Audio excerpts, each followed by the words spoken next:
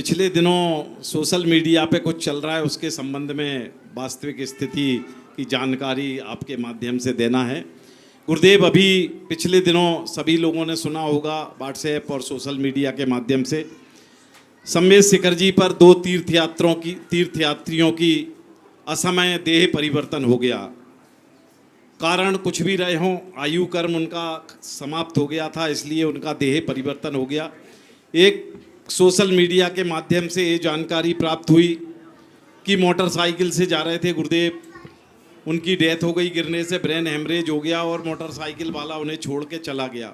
ठीक है, कोई बात नहीं, देह परिवर्तन हो गया उनका, आयु कर्म शेष नहीं था। लेकिन उसके बाद जो सोशल मीडिया के माध्यम से, विशेष रूप से व्हाट्सएप और सोशल मीडिया के माध्यम से मिथ्या प्रचार जैन संस्थाओं के बारे में चल रहा है, जो सालों साल से रुकने की व्यवस्था, खाने पीने की व्यवस्था, अन्य सभी तरह की सुविधाएं तीर्थयात्रियों को उपलब्ध करवा रही हैं, उनके बारे में एक मिथ्या प्रचार चल रहा है। किसी भी तरह की एम्बुलेंस की व्यवस्था या स्वास्थ्य संबंधी कोई सुविधा उपलब्ध नहीं है। जबकि गुरुदेव, मैं पिछले दिनों गया था तो एम्बुलेंस, 1 एम्बुलेंस तो मेरे देखने में आई थी।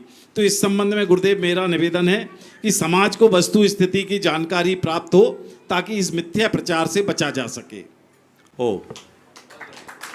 देखिए, सबसे पहले तो मैं उन परिवारों को आशीर्वाद देना चाहूँगा और उन्हें ये कहना चाहूँगा कि ये घटना दुखद है, पर धैर्य रखना चाहिए।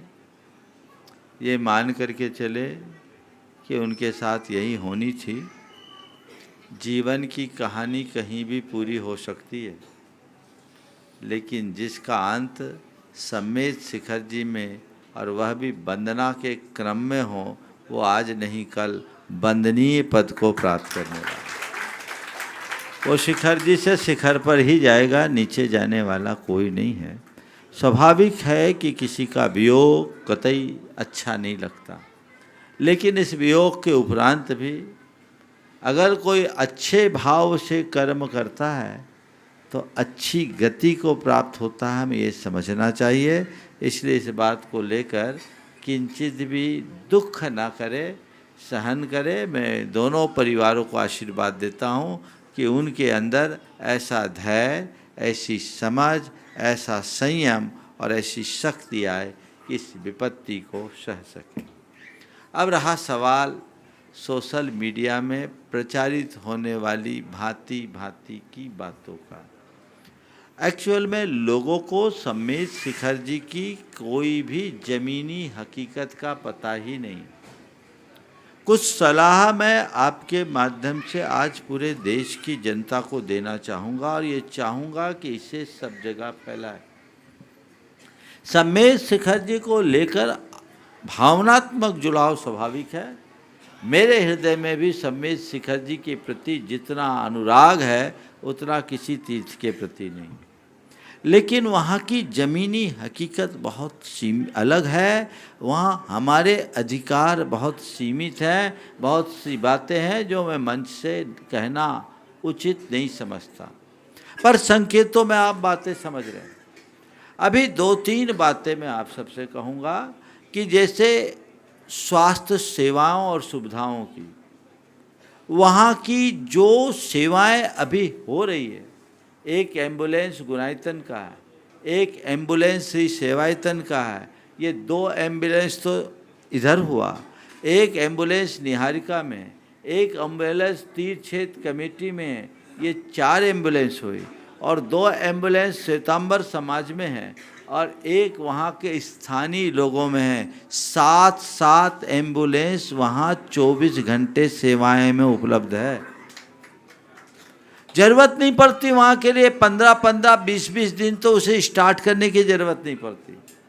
आप सबको जानकारी होनी चाहिए और जानकर हर्ष होना चाहिए कि श्री सेवायतन में 12 बेड का एक day clinic, full equipped hospital है, जिसमें 5 डॉक्टर सेवारत हैं और प्रतिदिन 125 से 150 की ओपीडी चलती है, जिसमें लोगों को आपके जाकर के ग्लूकोज वगैरह, सलाइन वगैरह सब चढ़ाने की सुविधा, एक्सरे की सुविधा, पैथोलॉजी टेस्ट की सुविधा। जो गुणायतन और सेवायतन से जुड़े हैं उनके पास ग्रुपों में डेली समाचार आते हैं कि उचित्रों समेत कि आज वहाँ कितने लोगों की चिकित्सा की गई, और ये सब 100% निःशुल्क, 0 रजिस्ट्रेशन फी। और ये आज से नहीं, 1 जनवरी 2007 से निरंतर आपकी सेवा में समर्पित। आप लोग इसका प्रचार क्यों नहीं करते?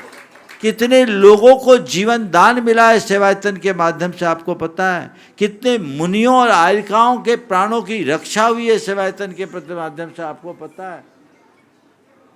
संस्थाओं के अपने हाथ सीमित है, पर्वत पर कुछ कर नहीं सकते, लेकिन तीर्थ क्षेत्र कमेटी बहुत अच्छा काम कर रही है। अब गलती कहाँ है सो मैं आपको बताऊं। पहाड़ पर एम्बुलेंस नहीं जा सकती। वर्तमान में पहाड़ का पूरा रास्ता जो सड़क मार्ग है बारिश के कारण तहस नहस हो गया, और आप लोगों की बेवकूफ़ी, सीढ़ी के रास्ते से बाइक पे जा रहे हैं। क्या जरूरत है ऐसी वंदना करने की? अपने जान को जोखिम में डालकर आप देखिए सीढ़ियां कितनी खड़ी है, उस पर बाइक जा रही है, उसी पे बाइक से आप जा रहे हैं, उसी से बाइक से आ रहे हैं। आप न मरने वाले हो तो मर जाओ, कैसा खतरनाक रास्ता है। और बाइकों के अंधाधुंध आवागमन से पैदल जाने वाले यात्री भी असुरक्षित हो रहे हैं। आप ये कहते हैं कि बाइक वाला छोड़ के भागा, ऐसी उस बात का तो खंडन आ गया। और ये तो अपने से जुड़ा हुआ ही परिवार अमर जैन के बहनोई थे, अमर जैन के बहनोई थे, ऐसी बात नहीं। बाइक वालों ने कर्तव्य किया, और उनके साथ चोपड़ा कुंड में जो अपनी सेवा दे रहे हैं, अपने वहाँ के सहयोगी हैं राजीव पांडे, वो उनके साथ आए। मेरे पास खबर आई, पूरे साथ आकर के वो पीर टांग जाकर उनकी डेथ सर्टिफिकेट बनवा करके बाहर आए। ऐसा नहीं है कि वहाँ लोग सहयोग नहीं करते।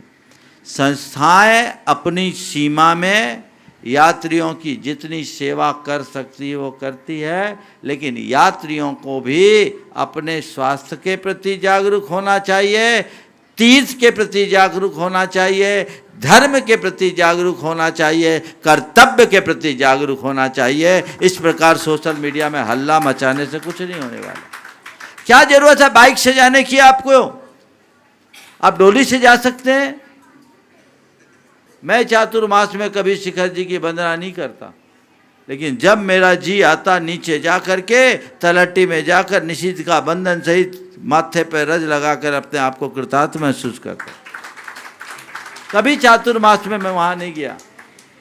आप लोग भी ये फार्मूला अपना लीजिए ना। क्या जरूरत है बाइक में जाने की? अभी प्रतिदिन सैकड़ों बाइक वहां पर जाते हैं, और उसका दुष्परिणाम और है, बाइक से जाते हैं केवल पार्श्वनाथ टोक के दर्शन करके आ जाते हैं। पहाड़ को आप खराब कर रहे हैं, जिम्मेदार आप हो।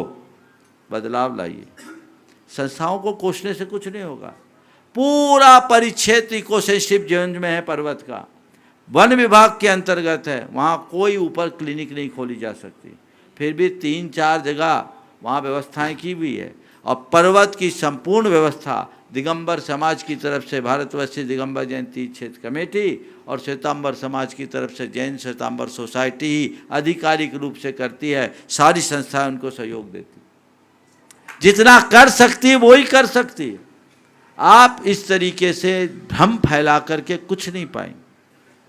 आप लोग जाते हैं, आप पहले अपनी स्थिति देखें।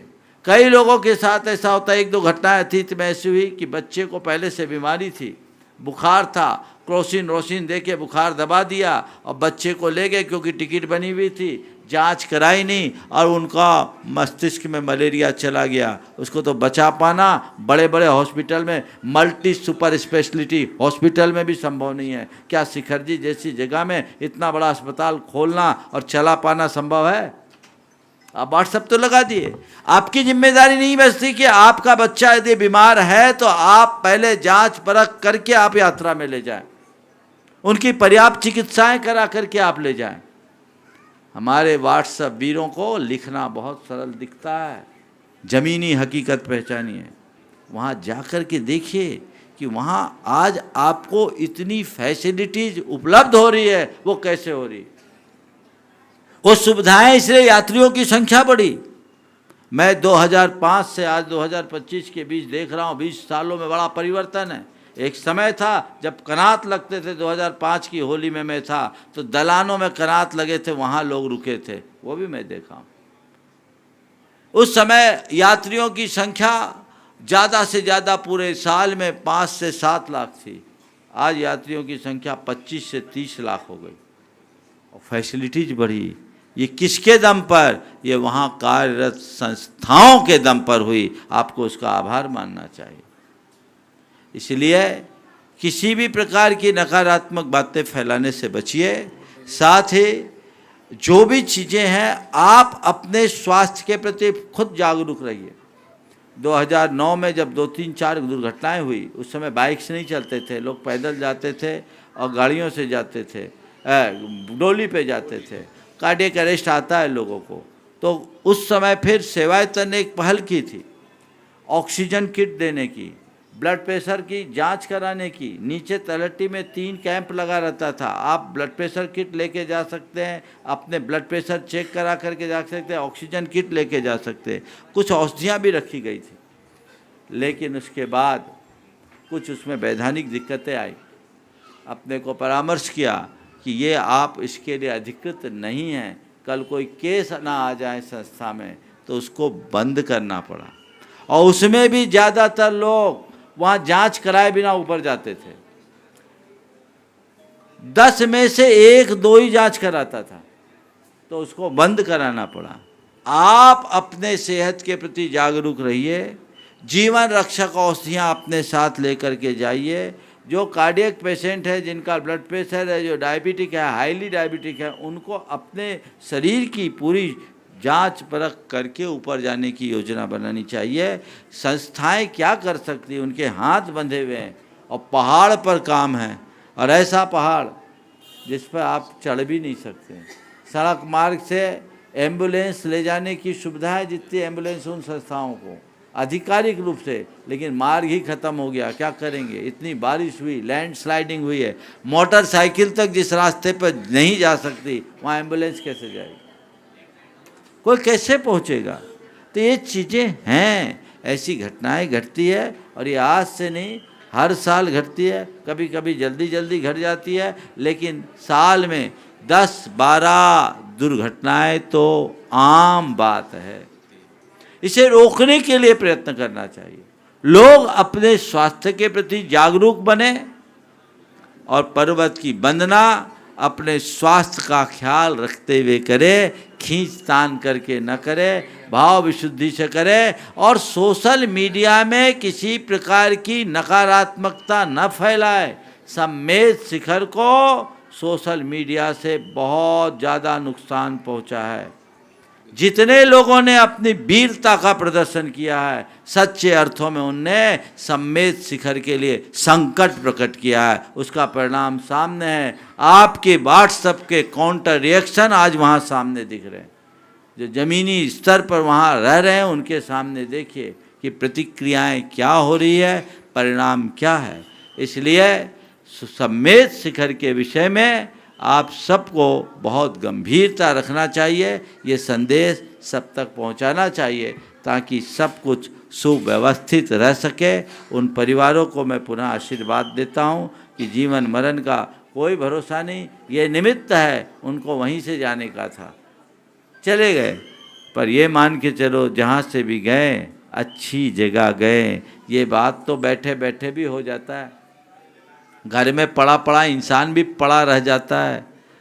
मरना सबको एक दिन, अपनी अपनी बार को कभी भूलना मत। इसलिए इन बातों को खूब गहराई से समझे और उसी अनुरूप कार्य करे, और किसी भी प्रकार की भ्रांति समाज में न फैले।